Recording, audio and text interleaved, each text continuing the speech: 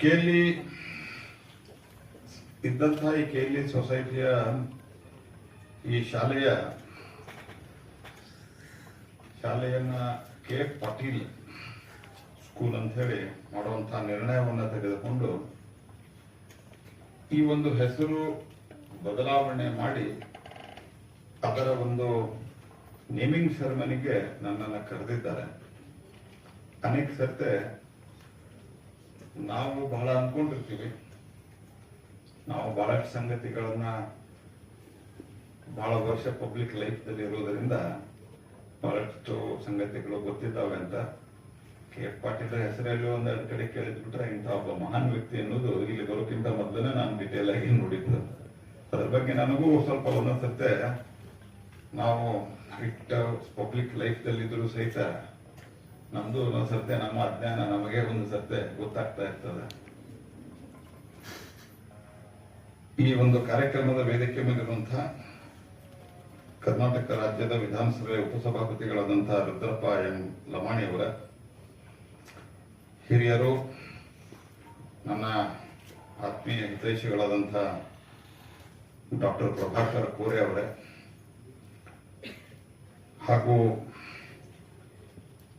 ಈ ಒಂದು ಸಂಸ್ಥೆಗೆ ದಾನವನ್ನ ಮಾಡಿ ಟಮಾಟಕ್ಕೆ ತಾವಿದ್ರು ಇವ್ರವ್ರನ್ನ ಹೆಸರಿಡ್ತೀವಿ ಅಂತ ಕರ್ಕೊಂಬಂದ, ಅವರೇನ ಹೆಸರಿಡಂತ ಕೇಳಿರ್ಲಿಲ್ಲ ಅಂತ ಶ್ರೀಮತಿ ಅರುಣಾರಾಜೆ ಪಾಟೀಲ್ ಅವರೇ, ಇದರ ಅಧ್ಯಕ್ಷತೆ ವಹಿಸಿರುವಂತಹ ಮಹಂತೇಶ್ ಕೌಜಲ್ಗಿ ಅವರೇ, ಯಶವಂತ್ ಗುರುಕರ್ ಅವರೇ, ಹಾಗೂ ಇತ್ತೀಚೆಗೆ ತಾನೇ ಕೇಲಿ ಸಂಸ್ಥೆಯ ಕಾರ್ಯಾಧ್ಯಕ್ಷರಾಗಿ ತಮ್ಮ ಜವಾಬ್ದಾರಿಯನ್ನು ನಿರ್ವಹಿಸಿ ಶುರು ಮಾಡಿರುವಂತಹ ಶ್ರೀ ಅಮಿತ್ ಕೋರೆ ಅವರೇ, ಶ್ರೀ ದೇಸಾಯಿ ಅವರೇ, ಹಾಗೂ ಎಲ್ಲ ಕೇಲಿ ಸಂಸ್ಥೆಯ ಎಲ್ಲ ಸಿಬ್ಬಂದಿಗಳೇ, ಅಭಿಮಾನಿಗಳೇ, ಸಹೋದರ ಸಹೋದರಿಯರು. ಬಹುತೇಕ ಕೆಲವು ಸ್ಟಾಫ್ಗಳಿಗೆ ಸ್ವಲ್ಪ ಬೇಜಾರಾಗಿದ್ರು ಆಗಿರ್ಬೇಕು, ಯಾಕಂದ್ರೆ ನಾವು ಇದನ್ನ ಸಂಡೇ ಮಾಡಿದ್ವಿ ಕಾರ್ಯಕ್ರಮ, ಯಾಕಂದ್ರೆ ನನಗೆ ಹೋಗೋದಿತ್ತಂತ. ಅದ್ರ ಅನಿವಾರ್ಯತೆ ಮತ್ತು ನಮ್ಮ ಹಿರಿಯರಾದಂತಹ ಅರುಣಾ ರಾಜ್ಯ ಅವರಿಗೂ ಸಹಿತ ಈ ಕಾರ್ಯಕ್ರಮಕ್ಕೆ ನಾನು ಬರಬೇಕು ಅಂತ ಹೇಳಿ ಬಹಳ ಆಗ್ರಹ ಇತ್ತು. ನಾನು ಅವ್ರಿಗೆ ಕೇಳಿದೆ, ಅಂದ್ರೆ ಮಾತುಕತೆಯಲ್ಲಿ ನಿಮ್ಗೆ ಯಾಕೆ ಇಷ್ಟು ಆಗ್ರಹ ಇತ್ತು ಅಂತ. ಇಲ್ಲ, ನಾನು ಪೊಲಿಟಿಕಲ್ ಮಾತಾಡೋದಿಲ್ಲ, ಇದನ್ನ ಗ್ಯಾರಂಟಿ ಹೇಳ್ತೇನೆ, ನಾ ಯಾವ ವೇದಿಕೆ ಮೇಲೆ ಇರ್ತೇನೆ ಅದೇ ವೇದಿಕೆ ಪ್ರಕಾರ ಮಾತಾಡ್ತೇನೆ. ಆದ್ರೆ ಅವ್ರು ಹೇಳಿದ್ರು, ನಾನು ಮೋದಿ ಅವರ ಭಾರಿ ದೊಡ್ಡ ಅಭಿಮಾನಿ ಇದೆ, ಅದಕ್ಕೆ ನೀವು ಬರಬೇಕು ಅಂತ ಇತ್ತು. ಮೋದಿ ಅವರು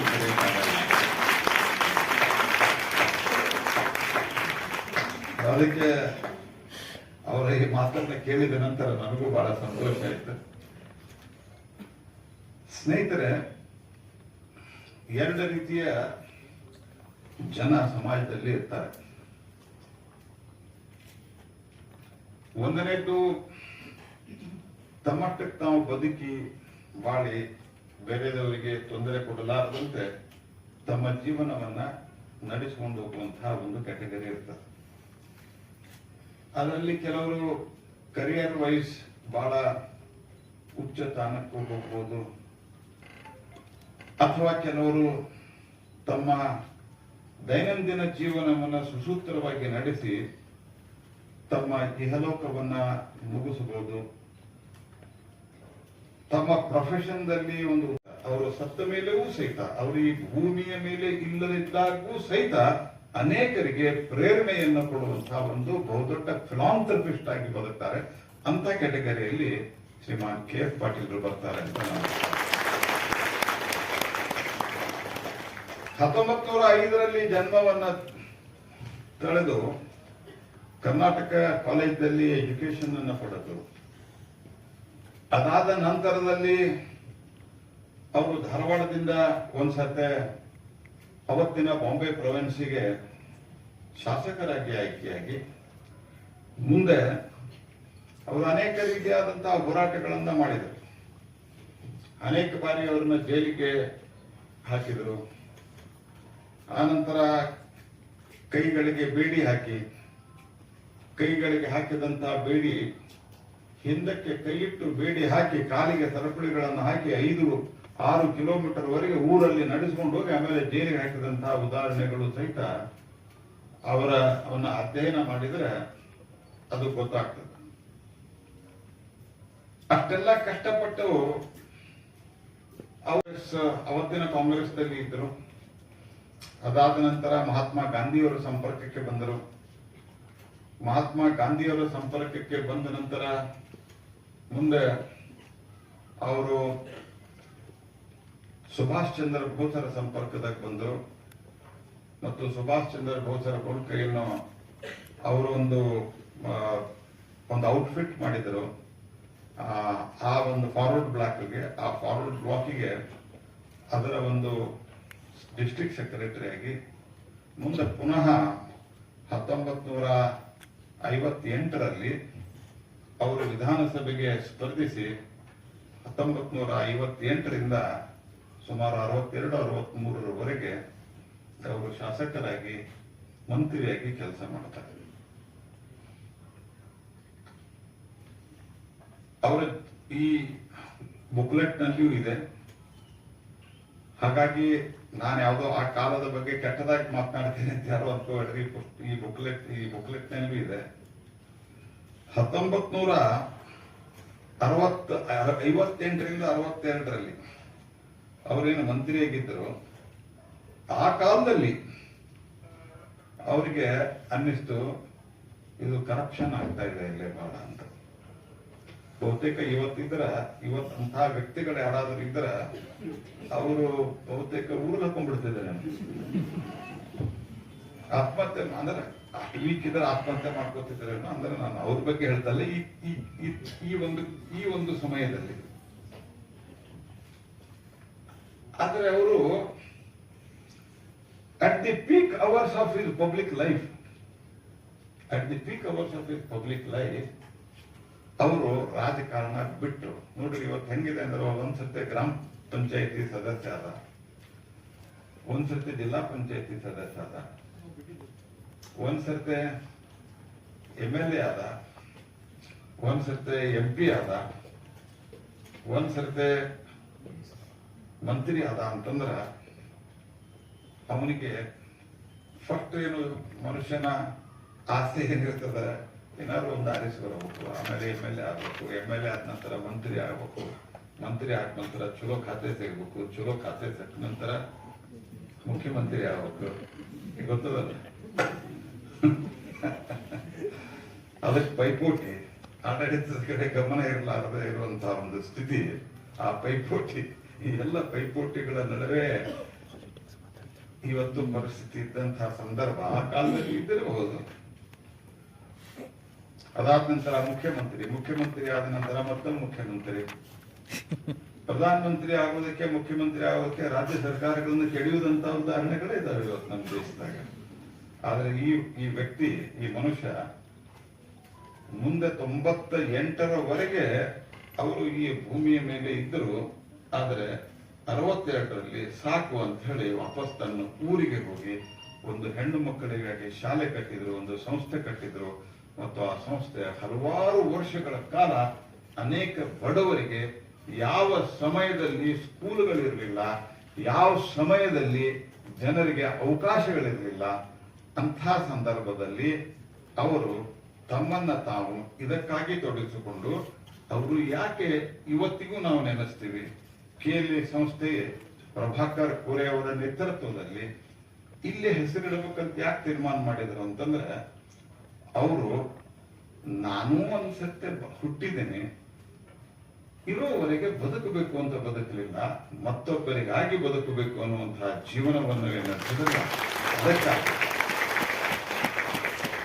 1905ರಲ್ಲಿ ಜನಿಸಿದ್ರು ಅಂತಂದ್ರೆ ಈಗ ಬಹುತೇಕ ನಮ್ಮ ಅಜ್ಜ ಮುತ್ತಜ್ಜನ ಕಾಲ. ನಮ್ಮ ಅಜ್ಜನ ಹೆಸರು ಗೊತ್ತಿರ್ತದೆ, ನಮ್ಮ ಮುತ್ತಜ್ಜನ ಹೆಸರು ಕೆಲವರಿಗೆ ಗೊತ್ತಿರ್ತದೆ. ಅವರ ಅಪ್ಪನ ಹೆಸರೇನು ಅಂದ್ರೆ ಬಹಳ ಜನಕ್ಕೆ ಗೊತ್ತಿರೋದಿಲ್ಲ. ಆದ್ರೆ ಯಾರು ಮತ್ತೊಬ್ಬರಿಗಾಗಿ ಬದುಕ್ತಾರಲ್ಲ ಅವರು ಸದಾ ಕಾಲಕ್ಕೂ ಅವರು ಜೀವಂತವಾಗಿರ್ತಾರೆ ಅಂತ ಅನ್ಲಿಕ್ಕೆ ಇದೊಂದು ಉದಾಹರಣೆ ಅಂತ ನಾನು ಭಾವಿಸ್ತೀನಿ. ಅದಕ್ಕೆ ನಾನು ಕೇಳಲಿಕ್ಕೆ ನಾನು ಈ ಒಂದು ಕಾರ್ಯಕ್ಕೆ ಅವರಿಗೆ ಅಭಿನಂದನೆಯನ್ನು ಸಲ್ಲಿಸ್ತೇನೆ.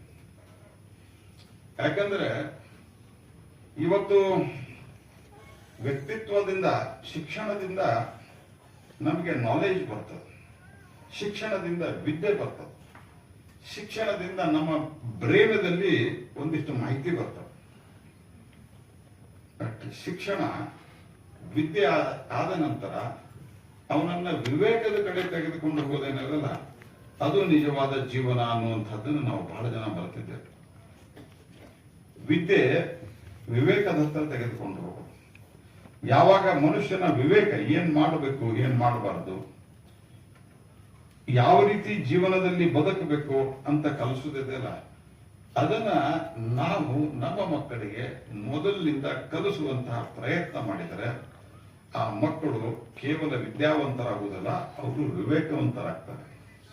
ಆ ವಿವೇಕವಂತರಾದಾಗ ಅವರ ಕ್ರೆಡಿಬಿಲಿಟಿ ಏನಿರ್ತದ ಅದು ಜಾಸ್ತಿ ಆಗ್ತದೆ. ಅದೇ ರೀತಿಯಾದಂತಹ ಜನ ಸಮಾಜವನ್ನ ಅವರು ಶತಮಾನ ಒಳಗೆ ತಮ್ಮ ಗುರುತು ಇರುವಂತೆ ಸಮಾಜವನ್ನ ಕಟ್ತಾರೆ. ನಾವು ಅನೇಕರನ್ನು ನಮ್ಮ ಕಣ್ಣ ಮುಂದೆ ನೋಡಿದ್ದೇವೆ. ಒಬ್ಬ ಮನುಷ್ಯನಿಗೆ ಈತ ಒಳ್ಳೆ ಮನುಷ್ಯ, ಈತ ತನಗಾಗಿ ಬದುಕುವುದಿಲ್ಲ ಅಂತ ಗೊತ್ತಾದಾಗ ಯಾವ ರೀತಿಯಾಗಿ ಜನ ಅವರಿಗೆ ಬೆಂಬಲವನ್ನ ಕೊಡ್ತಾರೆ ಅಂತಂದ್ರ, ನಮ್ಮ ಕಣ್ಣ ಮುಂದೆ ಇದ್ದಂತ ಉದಾಹರಣೆ ಇಲ್ಲೇ ಸಿದ್ಧಗಂಗಾ ಮಠ ನೋಡಿ. ಸಿದ್ಧಗಂಗಾ ಮಠದ ಸ್ವಾಮಿಗಳು ಅವರು ಸ್ವತಃ ಅವರು ಎಷ್ಟೋ ವರ್ಷಗಳ ಹಿಂದೆ ಮನೆ ಬಿಟ್ಟು ಹೋದವರು, ಆದ್ರೆ ಅವರು ತನ್ನ ಸುತ್ತಮುತ್ತಲಿನ ಊರಲ್ಲಿ ಸುತ್ತಿ ತಿರುಗಿದ ಜನ ತುಂಬಿ ತುಂಬಿ ಅವರ ಮಠಕ್ಕೆ ತಂದು ಕೊಡವರು ಸಾವಿರಾರು ಜನರಿಗೆ ಬದುಕನ್ನು ಕೊಟ್ಟರಲ್ಲಿ. ಇದು ಮನುಷ್ಯ ವಿವೇಕ ಅವನಲ್ಲಿ ಉದಯ ಆದಾಗ ಮಾಡುವಂತಹ ಕೆಲಸ ಇದು. ಅದೇ ರೀತಿ ಕೆಎಲ್ಇಯ ಆ ಕಾಲದಲ್ಲಿ ಕೆಎಲ್ಇಯ ಏನು ಸಪ್ತರ್ಷಿಗಳಂತಿದ್ದಾರೆ, ಆ ಸಪ್ತರ್ಷಿಗಳು ಇದೇ ಭಾವನೆಯನ್ನು ಇಟ್ಕೊಂಡು ಕೆಲಸ ಮಾಡಿದರು. ನಮಗೆ ಯಾಕೆ ಬಿಟ್ಬಿಡಪ್ಪ, ನಾವು ಟೀಚರ್ ಆಗಿವಿ, ಒಂದಿಟ್ಟು ಸರ್ಕಾರ ಅಥವಾ ಸಂಸ್ಥೆ ಅಥವಾ ಪಗಾರ ಬರ್ತದ, ಅಂದ್ರೆ ಸಂಬಳ ಬರ್ತದ. ಇಲ್ಲಿ ಬೆಂಗಳೂರವ್ರು ಯಾರಿದ್ರೆ ಅವ್ರಿಗೆ ಅರ್ಥ ಆಗ್ಲಿ ಅಂತ ಹೇಳ್ತಾ ಇದ್ದೇನೆ. ಸಂಬಳ ಬರ್ತದ, ಮತ್ತೆ ಇನ್ಯಾಕ್ ಬೇಕು, ನಾವು ಒಂದು ಬದುಕು ನಡೆಸೋಣ ಅಂತಂದ್ರೆ ಆ ಬದುಕಿಗೆ ಅರ್ಥ ಇರಲಿಲ್ಲ. ಆ 7 ಜನ ಇವತ್ತು ತಮ್ಮ ಒಂದು ಜೀವನದ ಬಹಳ ಬಹುಮೂಲ್ಯವಾದಂತಹ ಸಮಯ ಮತ್ತು ಬಹುಮೂಲ್ಯವಾದಂತಹ ಗಳಿಕೆಯನ್ನು, ಆ ಕಾಲದಲ್ಲಿ ಸ್ಯಾಲರಿನೂ ಎಷ್ಟಿತ್ತು, ಬಹಳ ಕಮ್ಮಿ ಇರ್ತಿತ್ತು, ಆದ್ರೆ ಅದರಲ್ಲಿನ ದುಡ್ಡನ್ನ ಹಾಕಿ ಸ್ಕೂಲ್ ಶುರು ಮಾಡಿದರು, ಕಾಲೇಜ್ ಶುರು ಮಾಡಿದರು. ನನ್ನಂತವರು ಅನೇಕರು ಸೇರಿ ಇವತ್ತು ಅದರಿಂದ ಗ್ರಾಜುಯೇಟ್ ಆಗ್ಲಿಕ್ಕೆ ಸಾಧ್ಯ ಆಯಿತು. ಹಾಗಾಗಿ ಅವರನ್ನ ಜನ ಸದಾ ಕಾಲಕ್ಕೂ ನೆನೆಸ್ತಾರೆ. ಪುಟ್ಟರಾಜ ಗವಾಯಿಗಳು, ನಾನು ವೆಂಕಟೇಶ್ ಕುಮಾರ್ ಅವ್ರನ್ನ ಒಮ್ಮೆ ಕೇಳಿದೆ, ವೆಂಕಟೇಶ್ ಕುಮಾರ್ ಅವರೇ ನೀವು ಹೆಂಗ್ ಕಲಿತ್ರಿ ಅಂತ. ಮನೆಯೊಳಗೆ ಬಹಳ ಬಡತನ ಐತ್ರಿ, ಸೋದರ ಬಂದ ಪುಟ್ಟರಾಜ ಗವಾಯಿಗಳ ಆಶ್ರಮದ ಹತ್ರ ಬಿಟ್ಟು ಇಲ್ಲಿ ಹೋಗಿ ನೀವು ಒಳಗಂತ ಹೋದ, ಕಟ್ಟಿ ಮೇಲೆ ಒಳಕೋತ್ ಕೂತಿದ್ದೆ. ಸ್ವಾಮಿಗಳು ಬಂದು ಕರೆದ್ರು, ಪಂಚಾಕ್ಷರಿ ಗವಾಯಿಗಳು ಒಳಗ್ ಕರ್ಕೊಂಡು ಹೋದ್ರು. ಮುಂದೆ ಪುಟ್ಟರಾಜ ಗವಾಯಿಗಳ ಸಂಗೀತ ಕಲಿಸಿದ್ರು, ಇವತ್ತು ಪದ್ಮಶ್ರೀ ಸಿಗ್ತರಿ ಅಂತ ಹೇಳಿದ್ರು. ಯಾರು ಪುಟ್ಟರಾಜ ಕಣ್ಣಿರ್ಲಿಲ್ಲ, ಪಂಚಾಕ್ಷರಿ ಗವಾಯಿಗಳಿಗೆ ಕಣ್ಣಿರ್ಲಿಲ್ಲ, ಪುಟ್ಟರಾಜ ಗವಾಯಿಗಳಿಗೆ ಕಣ್ಣಿರ್ಲಿಲ್ಲ. ಕಣ್ಣಿದ್ದವರು ಒಂದು ಪರೀಕ್ಷೆಯಲ್ಲಿ ಫೇಲ್ ಆದ್ರೆ ಆತ್ಮಹತ್ಯೆ ಮಾಡ್ಕೋತಾರ. ಕಣ್ಣಿರಿದಂತ ಮನುಷ್ಯ ಜಗತ್ತಿಗೆ ಕಣ್ಣು ಕೊಟ್ಟಂದ್ರೆ ಇದು ನಮ್ಮ ಒಂದು ಬದುಕಿನ ಶ್ರೇಷ್ಠತೆ. ಆ ಬದುಕಿನ ಶ್ರೇಷ್ಠತೆಯನ್ನ ಗಳಿಸುವುದೇನದಲ್ಲ, ಅದು ಕೇವಲ ವಿದ್ಯೆಯಿಂದ ಬರುವುದಿಲ್ಲ. ಮಕ್ಕಳನ್ನ ಮಾರ್ಕ್ಸ್ ತೆಗೆದುಕೊಳ್ಬೇಕು, ಒಳ್ಳೆ ಕರಿಯರ್ ಬೆಳೆಸಬೇಕು. ಅವ್ರ ಒಂದೇ ಒಂದು ಮಗು, ಆ ಮಗುವನ್ನ ಏನಾದ್ರು ಮಾಡಿ ಅಮೆರಿಕ ಕಳಿಸ್ಬೇಕು. ಆಮೇಲೆ ಅಂತ್ಯಕ್ರಿಯೆಗೂ ಬರಲಾರದಂತಹ ಒಂದು ವಿವೇಕವನ್ನು ಕಳ್ಕೊಳ್ಳುವಂತಹ ಸ್ಥಿತಿ ಏನಲ್ಲ. ಮೊನ್ನೆ ಬೆಳಗಾವದಲ್ಲಿ ಆದಂತಹ ಘಟನೆ, ಕೆಎಲ್ಇ ಸಂಸ್ಥೆ ಹೆಡ್ ಕ್ವಾರ್ಟರ್ ಇದ್ದಂತಹದ್ದು, ಅಲ್ಲೇ ಇದೆ 90 ಕೋಟಿ ರೂಪಾಯಿ ಆಸ್ತಿ ಮಕ್ಕಳ ಹೆಸರಿಗೆ ಬರದ. ಮಕ್ಕಳ ಆಮೇಲೆ ಹೇಳಿದ್ರೆ ನಾವು ಬಿಜೆಪಿ ವೃದ್ಧಾಶ್ರಮದಾಗಿರಂತ, ಅಂತ್ಯಕ್ರಿಯೆಗೆ ವೃದ್ಧಾಶ್ರಮದಲ್ಲಿ ಅಪ್ಪ ಸತ್ತ ಅಂದ್ರೆ ಬರಕ್ಕಾಗಲ್ಲ, ಟೈಮ್ ಇಲ್ಲ ಅಂತ ಹೇಳಿದ್ರು. ವಿವೇಕ ಶೂನ್ಯವಾದಂತಹ ವ್ಯಕ್ತಿತ್ವವನ್ನು ನಮ್ಮ ಮಕ್ಕಳಿಗೆ ಕಲಿಸಬಾರದು. ಭಾರತ ಇರುವುದು ಭಾರತದ ಸಾಂಸ್ಕೃತಿಕ ವಿರಾಸತ್ ಅಂತ ಏನು ಹೇಳ್ತೀವಿ, ಆ ಭಾರತದ ಸಾಂಸ್ಕೃತಿಕ ವಿರಾಸತ್ ಇರುವುದೇನದಲ್ಲ, ಈ ಭಾರತದ ಸಾಂಸ್ಕೃತಿಕ ವಿರಾಸತ್ತಲ್ಲಿ ಜಗತ್ತಿನಲ್ಲಿಯೂ ಅನೇಕ ಕುಲಾಂತರ ಪಟ್ಟಗಳು ಇರಬಹುದು. ಆದರೆ ಮತ್ತೊಬ್ಬರಿಗಾಗಿಯೇ ಜೀವನವನ್ನ ಕೊಟ್ಟಂತ, ಮತ್ತೊಬ್ಬರಿಗಾಗಿಯೇ ಸಮಾಜಕ್ಕಾಗಿಯೇ ಬದುಕಿದಂತ, ತನ್ನೆಲ್ಲವನ್ನು ಕಳ್ಕೊಂಡ್ರು ರಾಜ ರಂತಿದೇವ ಏನ್ ಹೇಳಿದ, ಯಾರು ಏನೇ ಆಗಲಿ ಎಂಥದ್ದೇ ಕಷ್ಟ ಬರಲಿ ನನ್ನ ಪ್ರಜೆಗಳ ಕಣ್ಣೀರನ್ನು ಒರೆಸುವಂತ ಶಕ್ತಿಯನ್ನು ಕೊಡು ಅಂತ ಕೇಳಿದ. ನಾಮದೇವ್ ನಾಯಿ ಬಹಳ ಹಸಿದಾಗ ನಾಯಿ ಕೈಯಲ್ಲಿದ್ದಂತ ಸಿಕ್ಕಂತ ಒಂದೇ ಒಂದು ಭಿಕ್ಷೆಯ ಒಂದು ರೊಟ್ಟಿಯನ್ನ ಕಸಕೊಂಡು ಹೊಂಟ್ರೆ ಬೆನ್ನತ್ತಾನೆ ಹಿಂದೆ. ಯಾಕೆ ಅಂತಂದ್ರೆ ಅಯ್ಯೋ ತುಪ್ಪ ಇಲ್ಲೇ ಉಳಿತದೆ, ಆ ತುಪ್ಪ ಹಚ್ಕೊಡ್ತೀನಿ ನಾಯಿಗೆ ಅಂತ. This is what is India. This is what is India. ಹಾಗಾಗಿ ಮಕ್ಕಳನ್ನ ನಾವು ಶಾಲೆಗೆ ಕಳಿಸಿದ್ದೀವಿ, ಟ್ಯೂಷನ್ ಕಳಿಸಿದ್ದೀವಿ, ಮಾರ್ಕ್ಸ್ ತಗೊಂಬ. ನಾವು ದುಡ್ಡು ಕೊಟ್ಟಿವಿ, ಟೀಚರ್ ಕಲಿಸ್ಬೇಕು. ಇಷ್ಟೇ ಅಲ್ಲ ಇದು.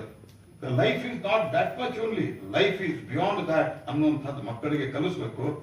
ಅವಾಗ ಅವರು ಒಬ್ಬ KF ಪಾಟೀಲ್ ಆಗ್ತಾರ, ಅವರು ಒಬ್ಬ ಸಪ್ತರ್ಷಿಗಳಾಗ್ತಾರ, ಅವರು ಒಬ್ಬ ಸಿದ್ದರಾಜ ನಮ್ಮ ಶಿವಕುಮಾರ ಸ್ವಾಮೀಜಿ ಅವರಾಗ್ತಾರ, ಅವರು ಒಬ್ಬರು ಪಂಚಾಕ್ಷರಿ ಗವಾಯಿಗಳಾಗ್ತಾರ.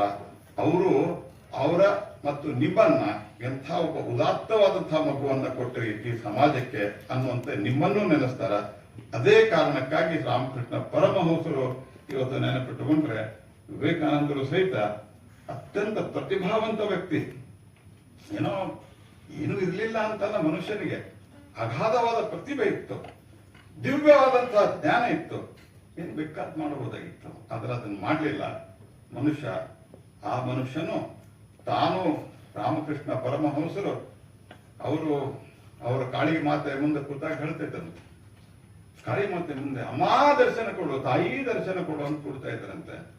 ಜಗತ್ತು ಹೇಳ್ತಾ ಇತ್ತಂತೆ, ಜನ ಹೇಳ್ತಾ ಇದ್ದಾರಂತೆ, ಸಮಾಜ ಹೇಳ್ತಾ ಇತ್ತಂತೆ, ಅಯ್ಯೋ ಇವನು ಹುಚ್ಚಿಡಿದಿದೆ ಅಂತ. ಆದ್ರೆ ನೋಡಿ ಎಂಥ ಒಂದು ಅಗಾಧವಂತ ಆ ಹುಚ್ಚ ಇನ್ನೊಬ್ಬ ಹುಚ್ಚನನ್ನು ತಯಾರು ಮಾಡಿದ್ರು, ಅದು ವಿವೇಕಾನಂದ.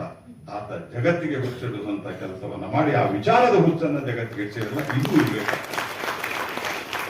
ಹಾಗಾಗಿ ಸ್ಕೂಲ್ಗಳಲ್ಲಿ ಮತ್ತು ಮನೆಯಲ್ಲಿ ವಿದ್ಯೆಯ ಜೊತೆಗೆ ವಿವೇಕವನ್ನ ಕಲಿಸಬೇಕು, ವ್ಯಕ್ತಿತ್ವದ ನಿರ್ಮಾಣದ ಬಗ್ಗೆ ಹೇಳಬೇಕು.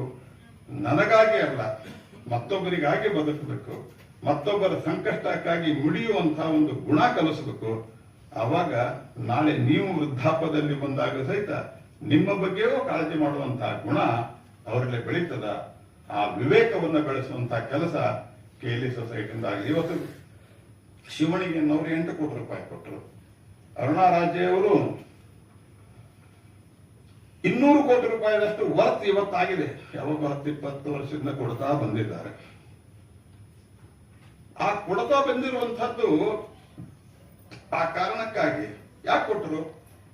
ಕೊಡೋರಿಗೆ ಅನ್ನಿಸ್ತು ಈ ಸಂಸ್ಥೆ ಕೊಟ್ರೆ ಇದು ಜನರಿಗೆ, ಇಲ್ಲಿರುವಂತಹ ಜನ, ಇಲ್ಲಿರುವಂತಹ ಮ್ಯಾನೇಜ್ಮೆಂಟ್, ಇದು ಜನರಿಗೆ ಎಲ್ಲೋ ಒಂದ್ ಕಡೆ ಇನ್ನೊಂದ್ ಕಡೆ ಎಲ್ಲಿಯೂ ಸಂಸ್ಥೆಗೆ ಒಳ್ಳೆ ರೀತಿಯಾದಂತಹ ಅವಕಾಶ, ಅಪಾರ್ಚುನಿಟಿ ಇಲ್ಲ ಅಂತ ಒಂದು ಜಾಗದಲ್ಲಿ ಒಂದೊಂದು ಸ್ಕೂಲ್ ಮಾಡ್ತಾರೋ, ಇನ್ನೊಂದು ಕಾಲೇಜ್ ಮಾಡ್ತಾರೋ, ಇನ್ನೊಂದು ಯಾರಿಗೆ ಈ ಒಂದು ವ್ಯವಸ್ಥೆಯಲ್ಲಿ ಅವಕಾಶದಿಂದ ವಂಚಿತರಾಗ್ತಾರೋ ಅವ್ರಿಗೆ ಏನಾದರೂ ಒಂದು ಸಹಾಯ ಮಾಡ್ತಾರ ಅನ್ನುವಂತಹ ನಂಬಿಕೆ ಯಾವಾಗ ಸಮಾಜದಲ್ಲಿ ಇದ್ದಂತಹ ಉಳ್ಳವರಿಗೆ ಬರ್ತದೋ ಅವರು ಇವರಿಗೆ ದಾನವನ್ನು ಮಾಡ್ತಾರೆ. ಹಾಗಾಗಿ ನಾನು KLE ಸೊಸೈಟಿಯವರಿಗೂ KF ಪಾಟೀಲ್ ಅವರ ಮಗಳಾದಂತ ಅರುಣಾ ರಾಜೆ ಅವರಿಗೂ ನಾನು ಅಭಿನಂದಿಸ್ತೇನೆ. ಸ್ನೇಹಿತರೆ, ಕೊಟ್ಟದ್ದು ತನಗೆ ಬಚ್ಚಿಟ್ಟದ್ದು ಪರರಿಗೆ, ಕೊಟ್ಟಿದ್ದು ಕೆಟ್ಟಿದ್ದನೆ ಬೇಡ ಸರ್ವಜ್ಞ ಅಂತ ಸರ್ವಜ್ಞ ಹೇಳಿದ. ಒಬ್ಬ ಬಹಳ ಜಿಪುಣನಾದಂಥ, ಭಾರಿ ಕಂಜೂಸ್ ವ್ಯಕ್ತಿ, ಬಹಳ ಶ್ರೀಮಂತನಾದಂತಹ ವ್ಯಕ್ತಿ ಒಂದು ಊರಲ್ಲಿ ಇದ್ದ. ಯಾರು ಏನ್ ಕೇಳಿದ್ರು ಕೊಡ್ತಿರ್ಲಿಲ್ಲ, ಯಾರೇನು ಕೇಳಿದ್ರು ಕೊಡ್ತಿರ್ಲಿಲ್ಲ. ಒಂದ್ ದಿವಸ ಒಬ್ಬ ಸ್ವಾಮಿ ಹೋದಂತ, ನಾನೊಂದು ಆಶ್ರಮ ಕಟ್ತಾ ಇದ್ದೇನೆ, ಏನಾದ್ರೂ ಕೊಡು ಅಂತ. ಹೀಗೆ ಮುಂದಾಕಿದೆ, ಇವತ್ತು ಬಾ, ನಾಳೆ ಬಾ, ನಾಡಿದ್ದು ಬಾ ಅಂತ ಹೇಳಿ. ಕಟ್ಟದಾಗ ಆಶ್ರಮದ 4-6 ರೂಮ್ ತಯಾರಾಗಿತ್ತು, ಮಠ ಇತ್ತು.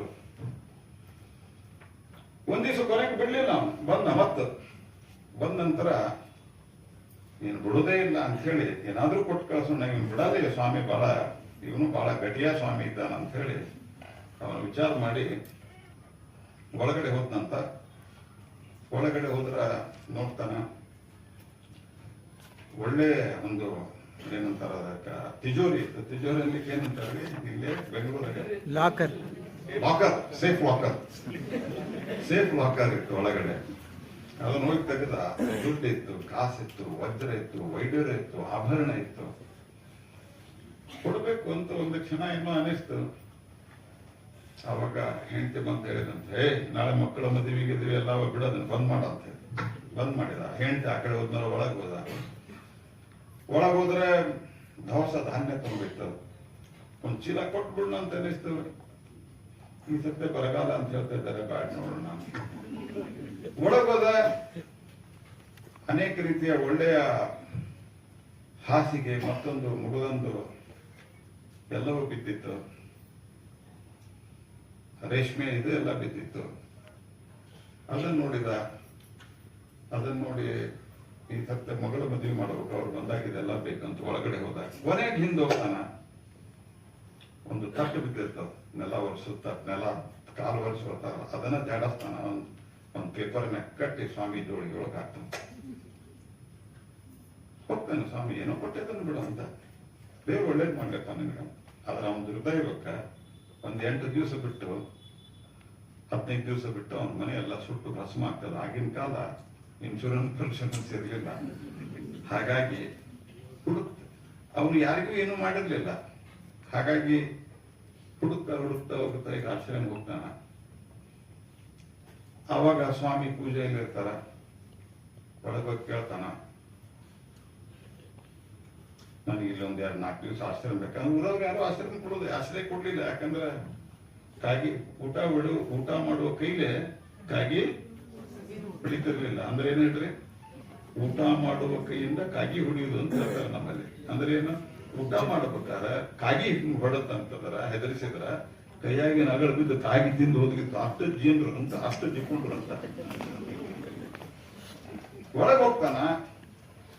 ಅವಾಗ ಅವರು ಆಯ್ತಪ್ಪ, ಸ್ವಾಮಿಗಳು ಕೇಳ್ತಾರೆ ಯಾರೋ ಬಂದಿದ್ದಾರೆ ಅಂತ, ಆ ರೂಮ್ ಕೊಡಪ್ಪ ಅಂತ ಹೇಳ್ತಾನ. ಅಲ್ಲಿ ರೂಮ್ದಾಗ ಕೊಡ್ತಾರ. ನೀವು ಕೊಟ್ಟದ ತಟ್ಟಲ್ಲಿ ಹಸಿರ್ತಾರ.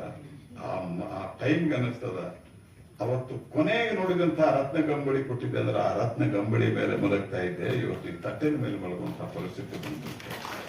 ಅದಕ್ಕ ಮನುಷ್ಯ ವಿವೇಕ ಅಂದ್ರೆ ಏನು, ವಿದ್ಯೆಯಿಂದ ವಿವೇಕ ಅಂದ್ರೆ ಇದ್ದಾಗ ಮತ್ತೊಬ್ಬರಿಗೆ ಸ್ವಲ್ಪ ಅವರ ಕಷ್ಟಕ್ಕೆ, ಅವರ ನಷ್ಟಕ್ಕೆ ಆಗುವಂತಹ, ಸಮಾಜಕ್ಕಾಗಿ ಬದುಕುವಂತ ಒಂದು ಗುಣ ಕಲಿಸೋದೇ ನಮ್ಮ ಬೇಸಿಕ್ ಉದ್ದೇಶ ಆಗ್ಬೇಕು. ಇವತ್ತು ಎಷ್ಟಾಗಿದೆ ಅಂದ್ರೆ ಕರಿಯರಿಸಮ್ ಅಂತ ಹೇಳಿ ಹೆಂಗಾರ ಮಾಡು, ಇಂಜಿನಿಯರಿಂಗ್ ತಗೋ, ಈಗ AI ಶುರು ಆಗಿದೆ, AI ತಗೋ, ಇನ್ ಕೆಲವು ಕ್ಲಾಸು ಮತ್ತೊಂದು ರೀತಿಯಲ್ಲಿ ಒತ್ತಡ, ನೀನು ಇಂಥದೇ ಪರೀಕ್ಷೆ ಮಾಡಬೇಕು, ನೀನು ಹಿಂಗೆ ಆಗ್ಬೇಕು, ನೀನು ಡಾಕ್ಟರ್ ಆಗ್ಬೇಕು, ನೀನು ಇಂಜಿನಿಯರ್ ಆಗ್ಬೇಕು, ನೀನು ಆಫೀಸರ್ ಆಗ್ಬೇಕು, ನೀನು IAS ಆಫೀಸರ್ ಆಗ್ಬೇಕು, ಒತ್ತಡ ಹಾಕಿ ಹಾಕಿ ಹಾಕಿ ಹಾಕಿ ಹಾಕಿ ಮಾಡ್ತೀವಿ.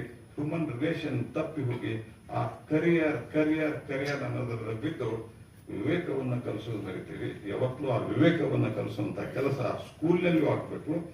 ಕ್ಯಾರೆಕ್ಟರ್ ಬಿಲ್ಡಿಂಗ್, ಅದಕ್ಕೆ ವಿವೇಕಾನಂದರು ಹೇಳಿದರು, ಎಲ್ಲಿ ಕ್ಯಾರೆಕ್ಟರ್ ಇರೋದಿಲ್ಲ ಆ ದೇಶ ಉಳಿಯೋದಿಲ್ಲ, ಆ ಸಂಸ್ಕೃತಿ ಉಳಿಯೋದಿಲ್ಲ, ಆ ಸಮಾಜ ಉಳಿಯೋದಿಲ್ಲ, ಆ ಜನರೇಷನ್ ಉಳಿಯೋದಿಲ್ಲ.